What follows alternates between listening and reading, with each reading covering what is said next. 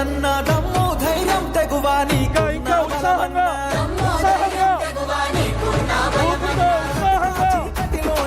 యువగలం పూర్తి సమాజకు స్వాగతం పలకాలందరూ